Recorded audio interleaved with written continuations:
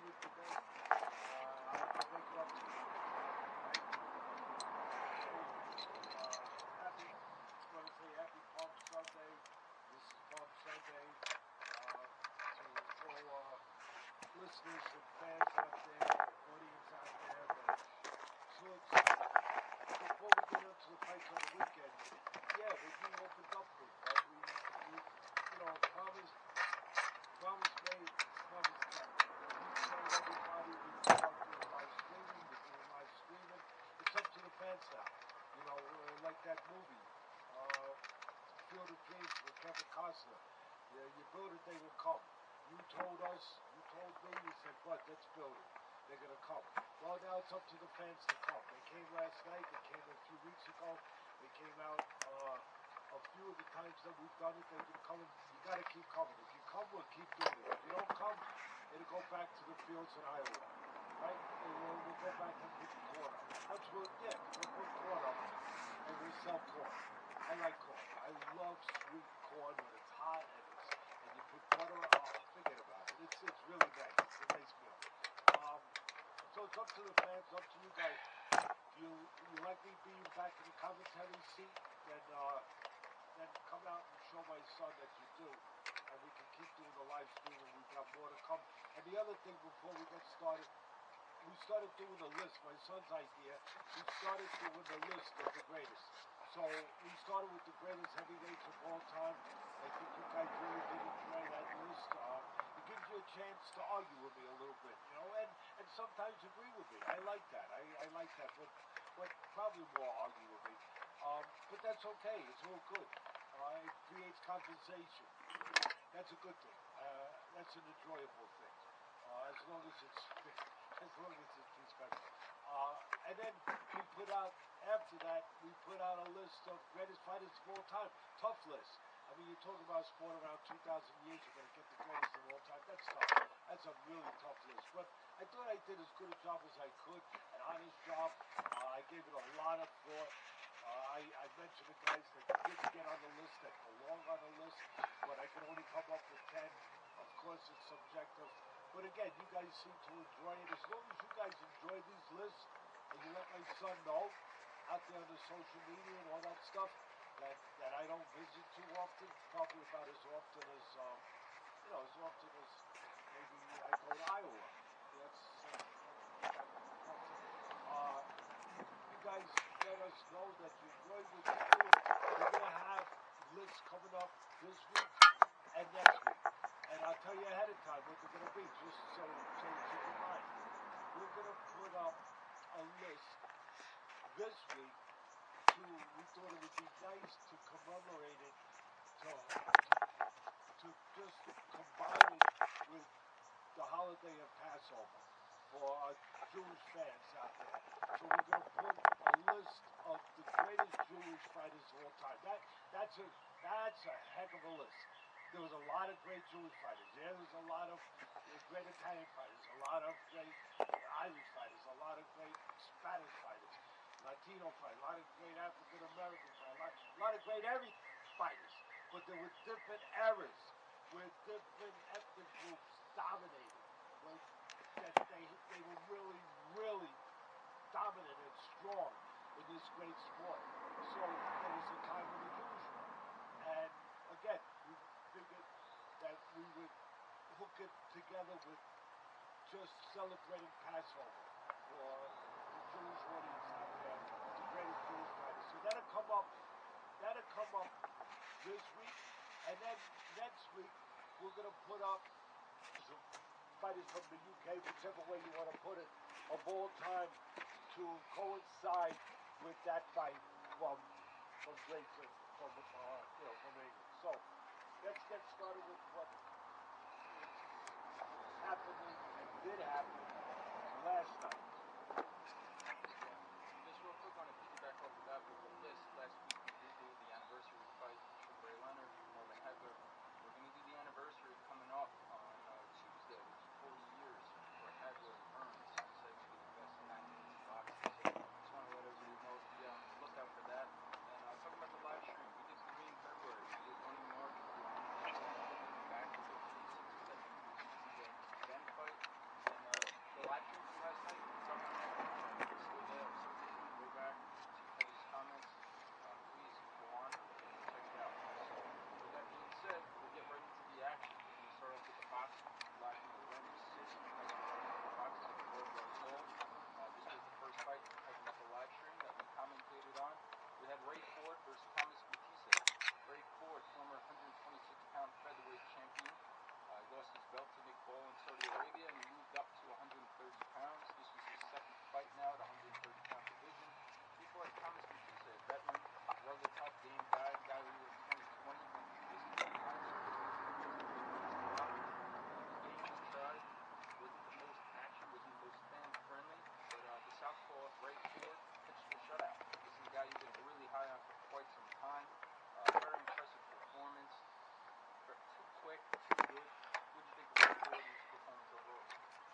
I think he's just what I thought he was.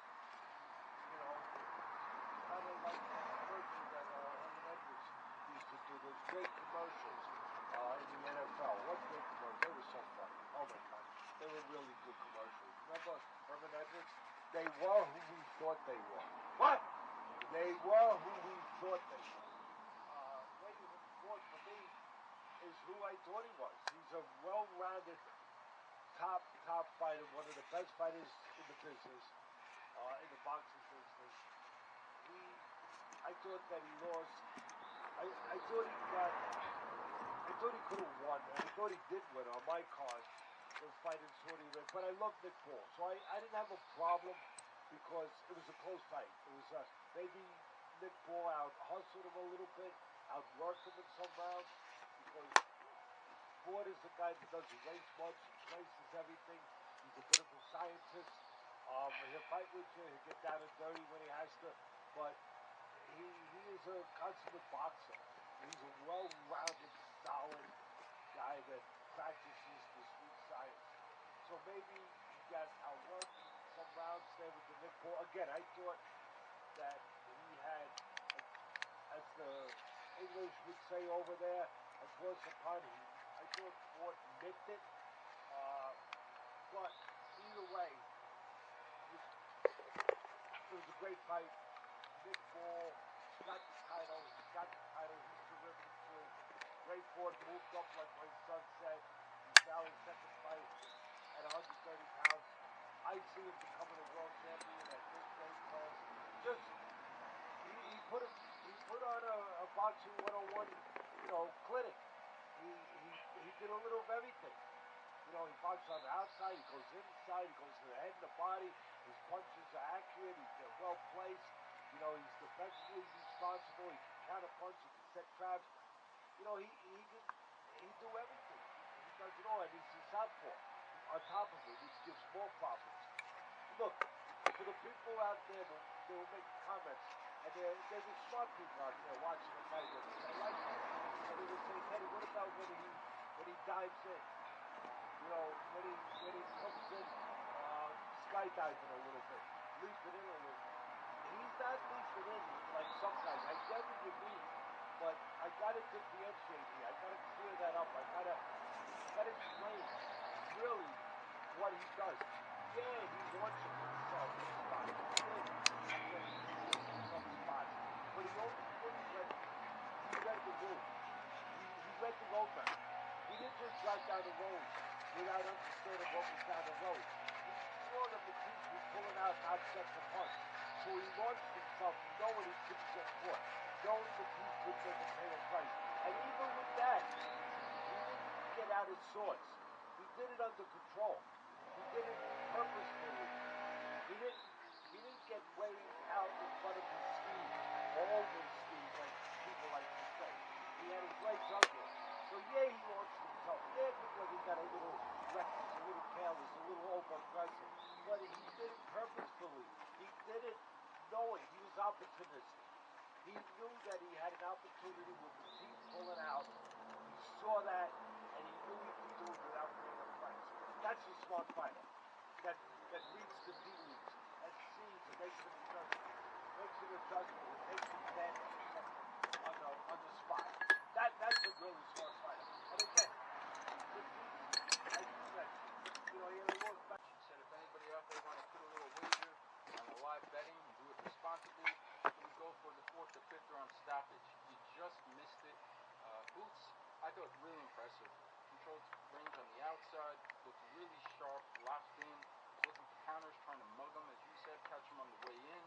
And he gets the stoppage. The corner stopped it in the 6th round. What do you think of Boots in his performance? One word.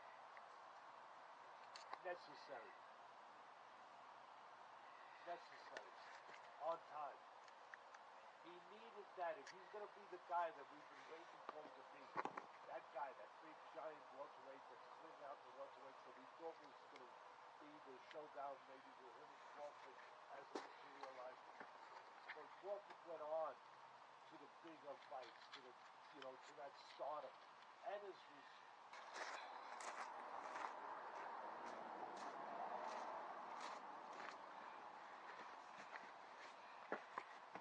So I wanted to take out this jet, but I can't. It's stuck in there. I don't have a screwdriver that fits in there. Maybe I do. Maybe I do. I'm gonna blow up the jet. This thing is running up and down. I'm getting an up and down. It's idling up and down.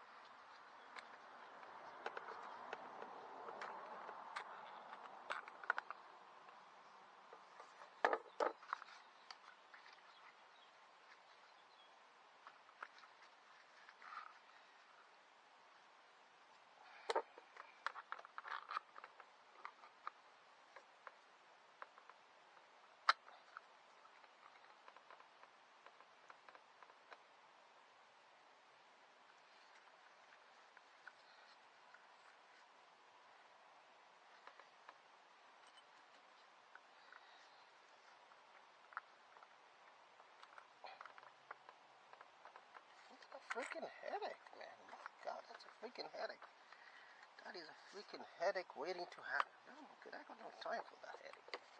Oh my goodness me, I never seen him just go back and forth. I got no time for headaches, man. What a hundred. I don't have time for a headache, man. That's a freaking headache. Nobody has time for that shit, man. A freaking headache. Nobody got time. It's American, nigga. It's American time. This is called American. America time is money. This is called America. In America, time is money. In America, man, I ain't got time for that.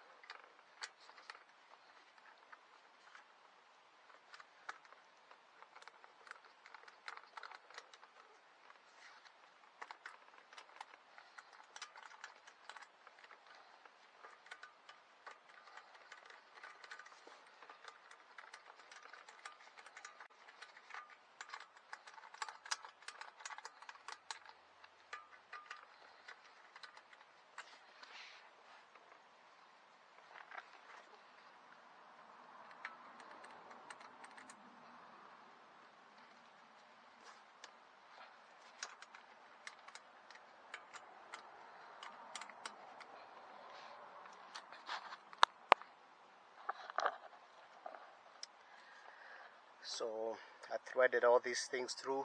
That nut gotta go through all this, and then kind of attaches to the body right there. To the body. You gotta go to the body. That's how George Foreman used to say. You gotta go to the body. So that one the same thing. And there's a little vacuum hose right there. That one is attached, and that's a fuel line. And of course you switch it off, or else you're gonna be leaking fuel. So this thing was idling up and down. I'm not sure whether I fixed it or not. I gotta check the spark plug, check the gap. Yeah, let me turn it up, check the spark plug up, and then we'll take it from there.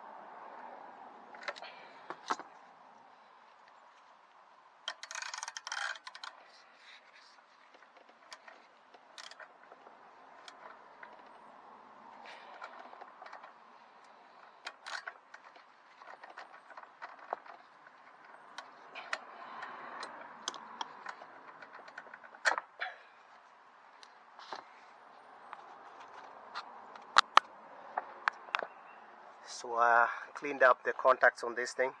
I guess that's the one that gets a spark from the spark plug. It's the one that I'm not sure what they call it on a lawnmower.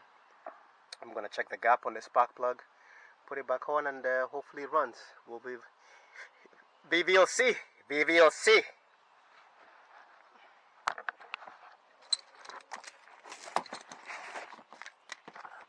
As the next one. Is it because he knows he can afford to be hit with his stand owners? I know that's a lot of people will say, Teddy, you just say that? That's a little irresponsible. You said that? That he knew he could afford. What I'm saying is, this is a mental game. That's just a big technical game. He knows he's a big thing. He knows that he's a better guy here. And in his mind, maybe he did get a little more reckless or chancy.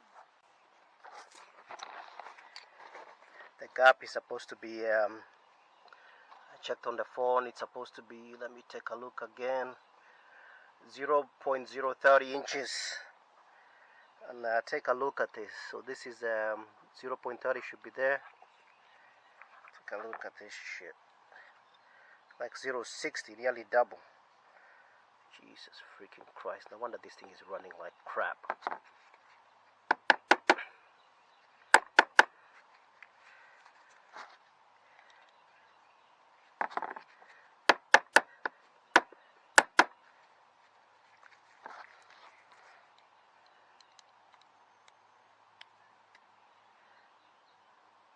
So it's supposed to be about that much.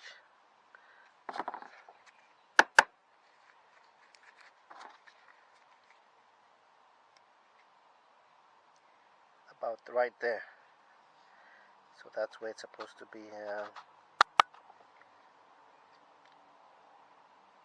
0.030. No wonder this thing was running like crap. Oh my goodness me.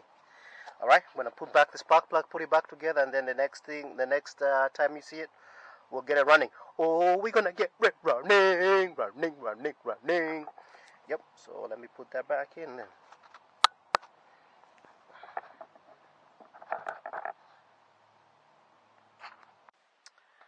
So I'm still fiddling with this thing. I thought I'll be done, but the main issue I had was this. Let me show you right there. I was too tight on this magneto, and now I can stick. I should be able to stick. This is a 0.10.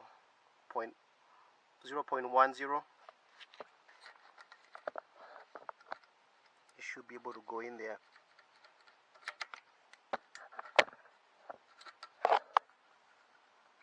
Yeah, so I'm gonna tighten that up and check it and make sure. All right. Hopefully next time we'll start it.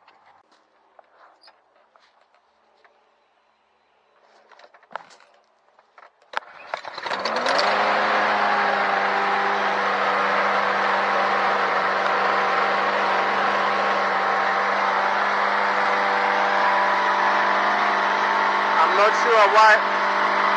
not sure what that smoke was all about, but it's running good right now.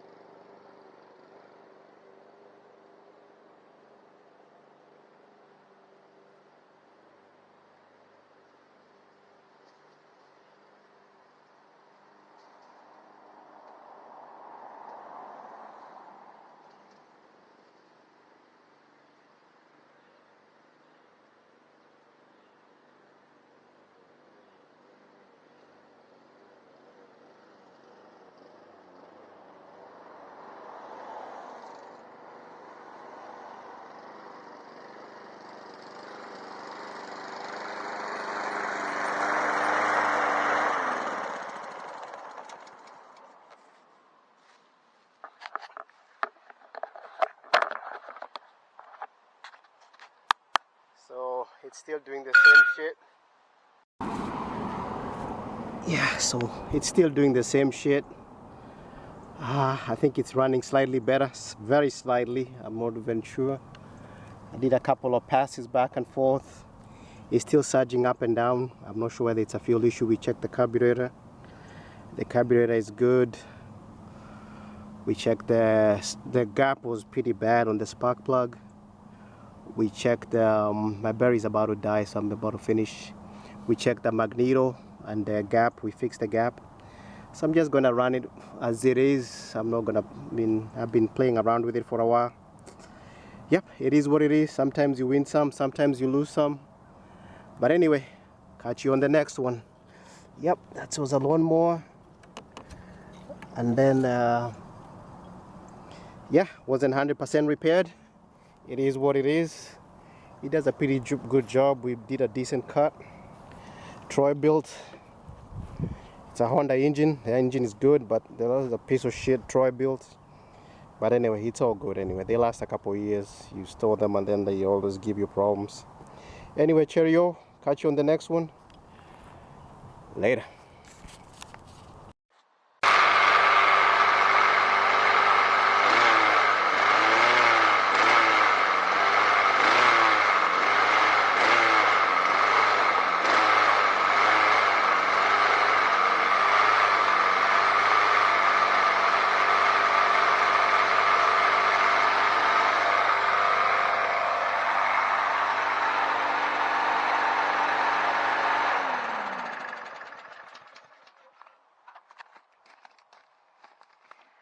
You know, they say you learn something new in America every day. So this more the video, you can see I've been working on it, and I've been having that issue with where it just revs up and down. And my neighbor was talking to me, and he mentioned these springs. I didn't even so he mentioned these springs with the throttle, and he said he adjusted one of them and it stopped his from revving up and down. I think so his was just going back and forth like that. So anyway, so that could be our issue, but it was running a little bit better. We had it, my neighbor came over and we started it, and we ran it for a little while. I just gotta keep an eye on this. I know there's a little very fine spring right here, and that's a very fine spring. That little spring right there is very fine. Yeah, so this mechanism right here, you got this mechanism. So yeah, gotta just, yeah, so that could be our issue. But anyway, the rest is all good. I cleaned the carburetor. It's not leaking. I did work on it. I don't see any leaks. That's always a good thing. So it's all good. Hey, can't do nothing wrong just to clean it. And the spark plug, at least the spark plug up, that one I found out was way off.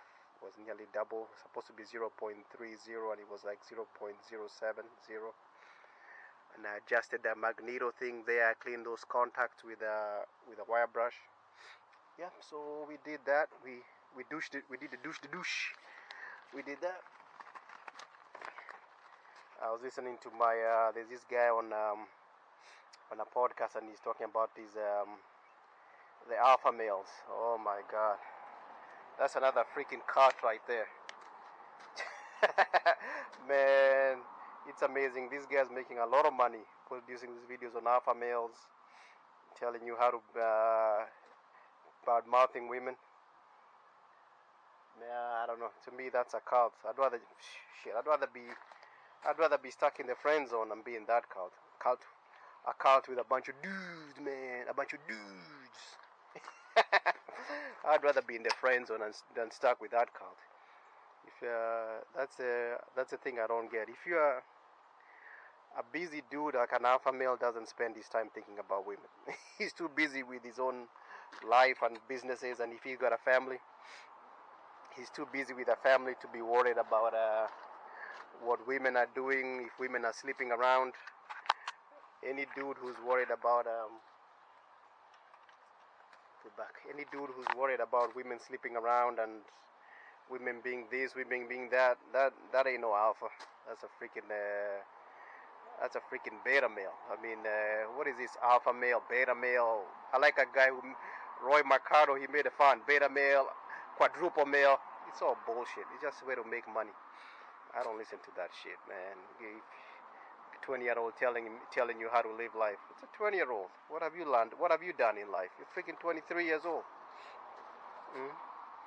But anyway, enough of that crap. Let me get back to, let me do me. Stick on my lane. That's what life is all about. But anyway, just don't listen to, be careful out there, man. There are too many bullshit artists. People are just trying to make money. People, all they do is produce videos, make their money. They do talk about the same thing, bad-mouthing women. Man, ain't nothing wrong with there are plenty of good people out there. They're good, bad on both sides. And yeah, if you gotta bring something to the table too. You can't be sitting at home in your parents' basement playing video games and jacking off and then claiming women are bad. Oh man, women ain't good, man. They're no good women anymore, man. Man, they slip around, man. They got a 300 body count, man. Yeah, where's your body count? Why don't you get out of the house and do something? Maybe you might get laid. Maybe you might get your body count up. Anyway, enough of me ranting and raving. That's all. That's what happens when you get old. That's old people raving. Later.